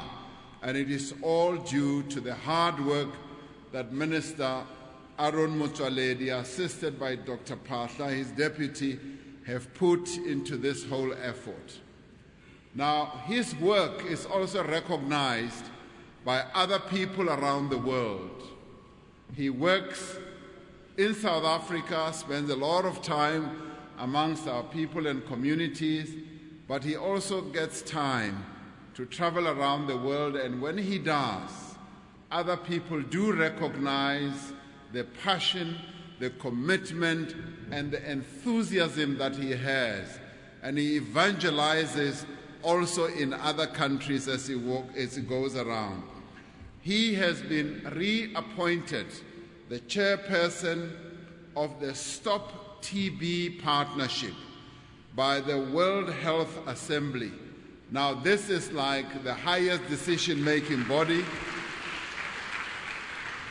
Now, we have a lot to be proud for, because in him, he not only leads our efforts here in the country on health, but he is also recognized to lead that effort globally. And this organization coordinates more than 1,400 organizations across the globe, and they've appointed our one and only Minister of Health, Aaron Motsoaledi, to continue to be the chairperson of the Stop TB Partnership. And we thank him for continuing to be the type of leader that he is. Since 1988, World AIDS Day has provided an opportunity for people across the globe to unite in the fight against HIV/AIDS. When I came this morning, I asked myself, why do we hold World AIDS Day? And I concluded that there are 4 reasons why we should continue having World AIDS Day. The first reason is to celebrate those who are living with HIV. We celebrate them because they've demonstrated their bravery, their courage, and commitment to live. And we saw it with Sibusiso here and Andrew. And we thank them for continuing to be alive. And Andrew will live beyond 70 years. We are sure about that. So on this day, we celebrate the lives of people around the globe who are living with HIV. The second reason is to evaluate the progress or lack thereof that we are making in fighting this pandemic. Fortunately, in South Africa, as many people have said, we've made tremendous progress. And we want to thank you, Michelle Sidibe, for having been the instigator, for having been the person who encouraged our Minister of Health to ensure that South Africa leads the charge on this, against this pandemic. And this day enables us to have that opportunity to evaluate. We have made a great deal of progress, but much more still needs to be done. It is also a day when we want to thank our partners, those who work with us, UNAIDS, the Global Fund, PEPFAR, the US government, and many others who are working with us as our partners in this fight against HIV. But fourthly, it is an opportunity and a platform for us to recommit ourselves to achieve the objective of an HIV-free generation. Those are the principal 4 reasons why we celebrate this day. Now, in celebrating this day, we are also showing support for those living with HIV. This fight, in many ways, has brought all of humanity together. This day is also being celebrated, it's also being observed in many other parts of the world. And we are fortunate here that there are people who travel from far and afield to come and celebrate this day with us. Some from the US, some from Geneva, and some from Europe to come to be with us, which shows that they are our supporters, they are our true partners. Let us give a round of applause to our partners globally for the work that we do. Now, this fight against HIV has done more to unite the world than to divide it. This devastating virus has reminded us of our common humanity and our common vulnerability as well. It has also awakened us to our collective strength as well as our shared future. Those who support us did not need to support us. They did not need to be our partners. But because we have a shared future with them, they have decided to lend support, to give us a great deal of support materially as well as in other ways.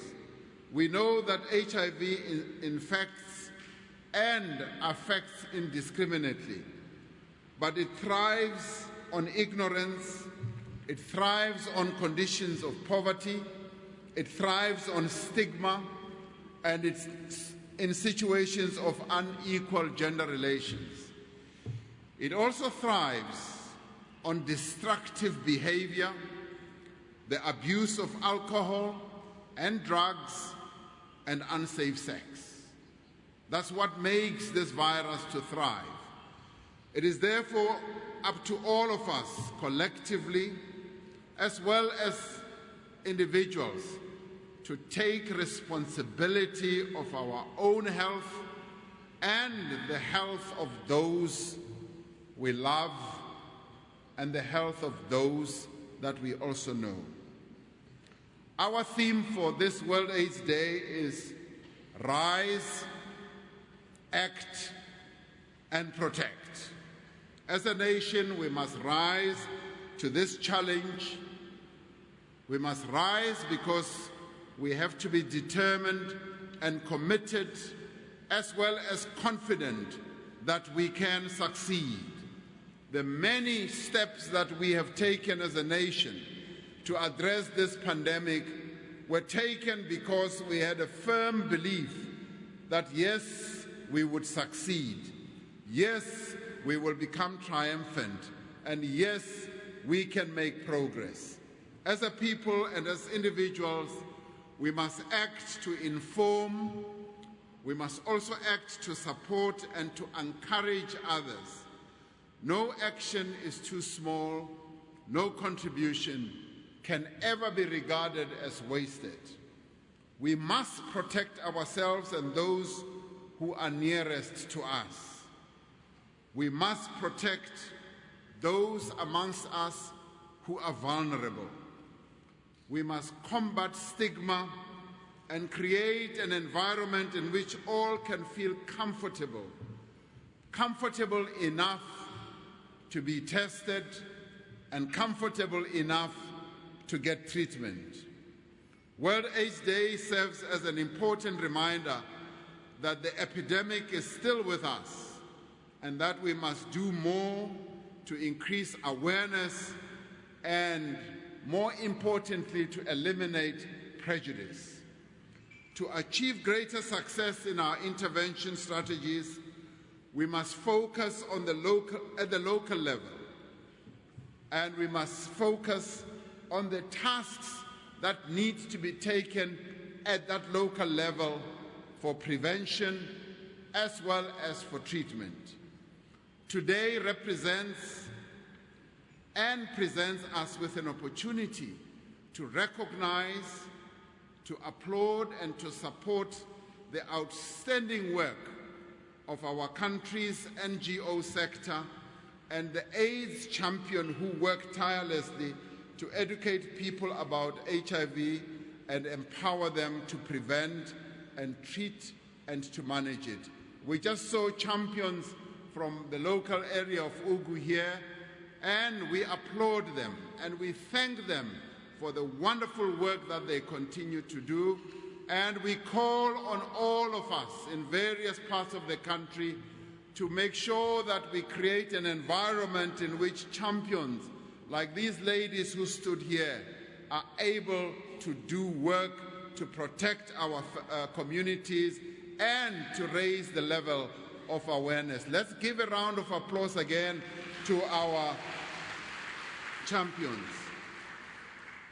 And because of the consistent work of civil society, because of the consistent work of our champions, today we speak with one voice and a single message that we can make HIV and AIDS history. This is what we are saying with one voice today. And I'm very pleased that our members of civil society are here today. Last year, they celebrated World AIDS Day outside this tent. And today, they are here with us in this tent. They are not longer toy-toying against World AIDS Day. They are toy-toying together with us for World AIDS Day, and we thank them. They are here with us.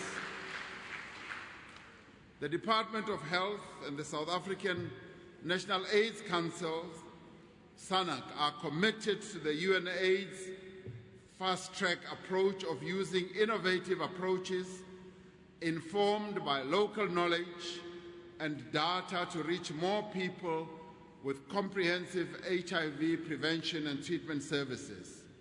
To strengthen our national response, we have recently completed research on the impact as well as the cost of an extensive range of known interventions against HIV and TB. This research proposes an optimal package of services to reach the most important groups in controlling the two diseases, HIV and TB. It confirms that we are correct as a country in our effort to significantly scale up the responses on both HIV and TB. This means that we will need to invest much more substantially over the medium term, but that we will start to save money over the long term as our prevention efforts begin to bear fruit when fewer and fewer people require treatment.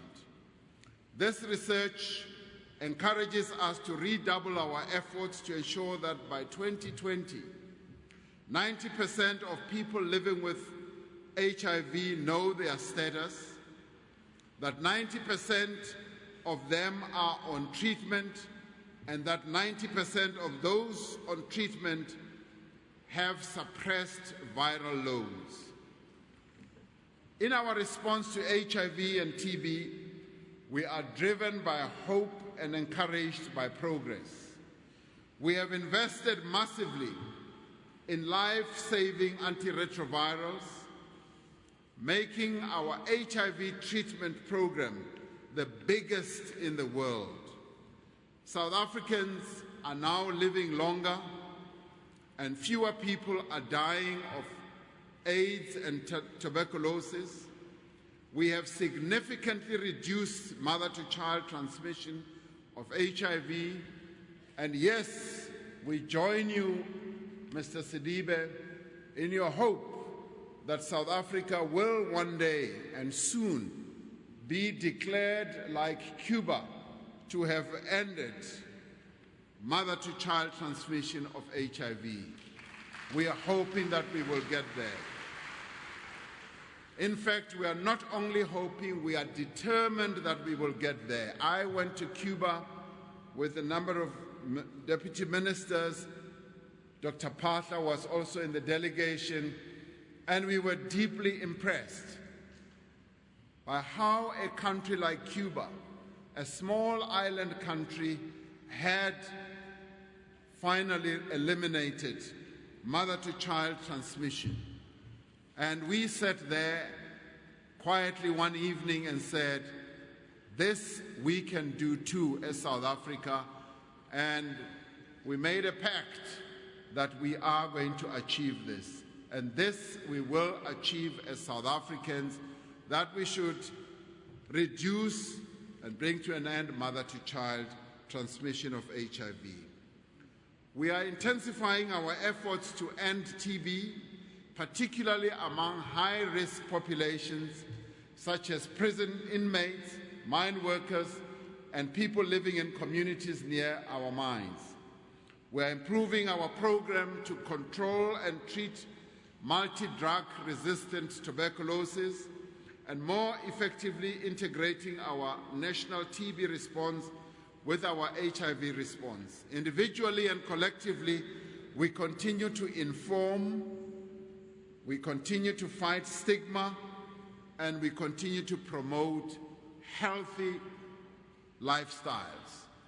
You heard how our minister here had said that we are now launching a special TV program or channel that will just be focusing on health matters.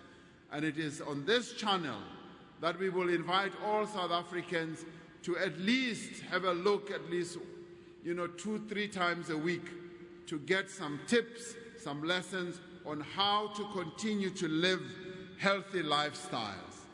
Despite our successes, thank you, despite our many successes, and we can record many successes indeed, of how this government has made strides to tackle the scourge of HIV, and indeed also tackling the scourge of TB. Despite all this, we still face many challenges. The number of new HIV infections is still extremely high, particularly among young women and girls. Among young women and girls. And this is where last year I made a call. I made a call that all these sugar daddies must leave our children alone. All these sugar daddies, leave our children alone. Go to your age group. Don't go to vulnerable girls and women. And we also call on young women and girls, please leave these sugar daddies. They are dangerous. Leave them out of your life. This we say because we are told that up to 2,300 young girls, as Mr. Michel Sidibe said, are becoming infected per week. And this affects young girls of ages 15 and 24. On a weekly basis, 2,300 become infected. We cannot carry on like this. This has to come to an end. We've got to bring this figure down, and it must start with the adults. The sugar daddies must stop molesting our children.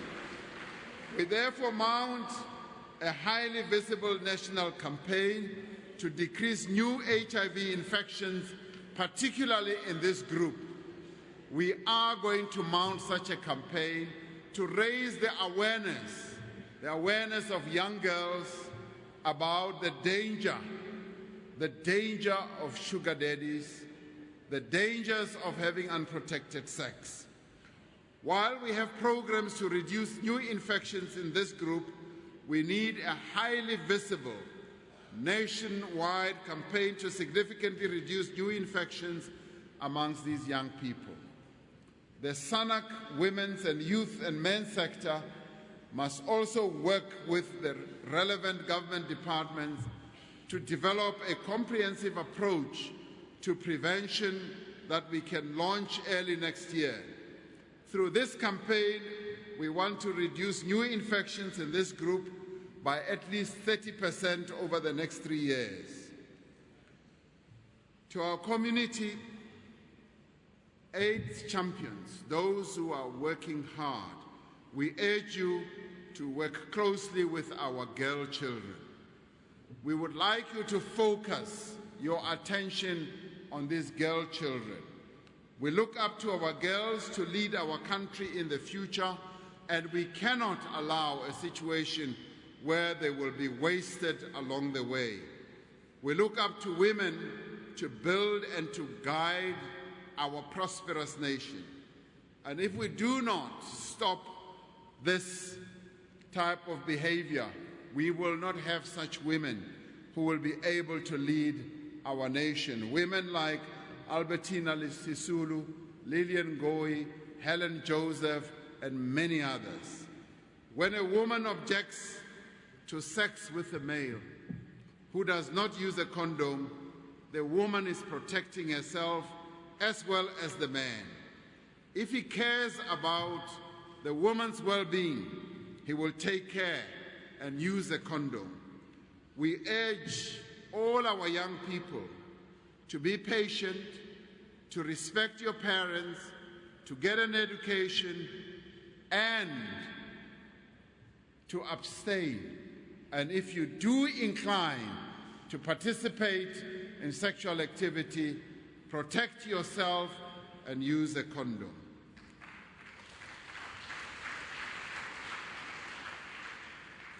And if we do this, we will be able to triumph. Programs that were started in this province, for this province has been leading in many, many ways. The program like Zazi campaign, which seeks to empower young women, can promote self-confidence among the youth so that they can make positive choices. We must equip young people with the tools to resist peer pressure, to avoid teenage pregnancy, and to define their own values that will secure them a healthy and prosperous future. We must admit that there's quite a lot of peer pressure among young people, and we must raise the level of consciousness among young people about the dangers of peer pressure, because the pressure that they are put under is, if you're a young girl, you have not yet slept with a young man, then you are not as good as you ought to be or like others. And in some areas, if you have not had your first child by a particular age, then it means that you are not as good a woman as you should be. And the problem with that type of peer pressure is that it then introduces other actors into the mix, your sugar daddies and all of them.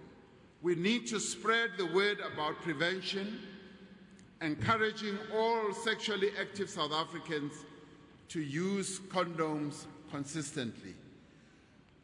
We all have a responsibility to encourage people to test for HIV and TB. We call upon men in particular to avail themselves in their millions for free HIV testing and counseling at our public health services. It is important to be tested. We encourage men to go to clinics and hospitals to do so. And we join His Majesty, King Goodwill Zwelithini, and our traditional leaders in encouraging men to undergo safe male circumcision. Even when you are circumcised, you should still use a condom to increase your protection and the protection of your partner as well. We need to ensure that all those who need treatment do receive treatment and that they remain on treatment as well. We shall not overcome this epidemic unless all of us accept that this is a collective responsibility. Now, this should be easy for us to do because those who don't even live in this country, who are not even a part of our population mix, have made it their responsibility to join us in this effort. People in Switzerland, people in the United States, people in many other countries have decided to join us and become our partners. Now, it should not be difficult for us as South Africans to accept responsibility for the safety, the protection of those who are near us. We have a responsibility as a government and its employees, as every sector of civil society, as communities, as religious institutions, as youth groups, and as well as sports and music idols. All of us have a responsibility. In our personal lives, in our own behavior, we also have a responsibility. We have a responsibility as parents, as spouses, as partners, as girlfriends and boyfriends, mentors and role models. We have a responsibility to ourselves, and we also have a responsibility to others.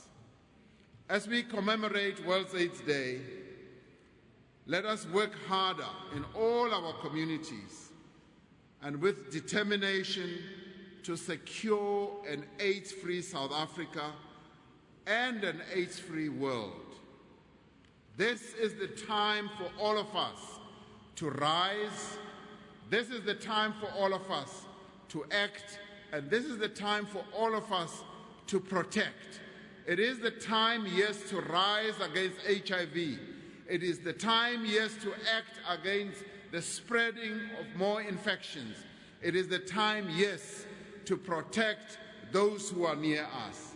Masisukumeni sonke, sakhane, sisebenze ngokuqiniseka ukuthi lesifo sisehlise ngempela. Now, umsebenzi owenza uhulumeni umkhulu kakhulu lapha eSouth Africa. Uhulumeni usebenzile impela, no premier wethu simzwile echaza ukuthi la eKZN kwenzwani na. Into engifanele ukuthi nginqome abantu balapha eKZN ngayo ile campaign, iproject enayiqala isukuma sakhe. Siyanqoma kakhulu futhi siphinde sinibonge ukuthi you conceptualize isukuma sakhe campaign, and leyo campaign manje sesiyayithatha siyisa kwamanye ama-province. Amanye ama-province alandela i-example ebekwe yini bala eKZN. Siyanibonga impela ukuthi niyahola, nihambela ngaphambili. Siyakubonga konke lokho. Masikhuluma nalamanye ama-province sithi masambeni siye KZN. Masambeni siyobona kahle ukuthi bayenzani na. I am going to be leading the premiers of our country to come to KZN so that we can go on the ground, so that everyone can go and see how Sukuma Sake is actually working, because it is working. I want to therefore end by saying thank you very much, Premier Senzo Mkhunu. Thank you very much, Minister MEC Wehealth Wetulapa, for all the work that you continue to do. We take our lead from what you are doing. And thank you very much as well for managing the various partnerships that you have built with a number of global organizations. We thank you.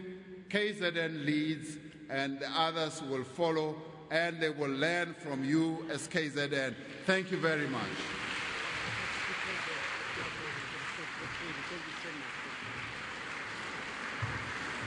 A round of applause as our Deputy President is going to the seat.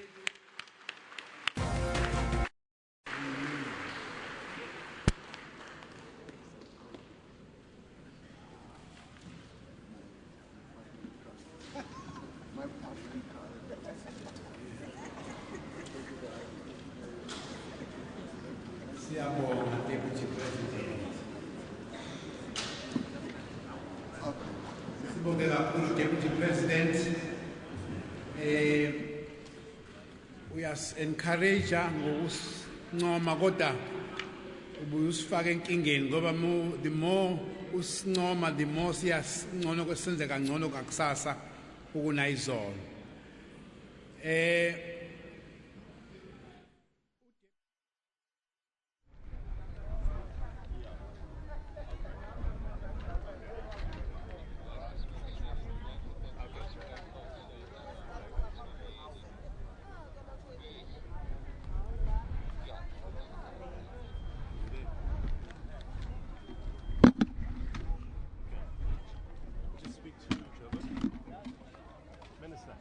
Blaine Herman, how are you doing?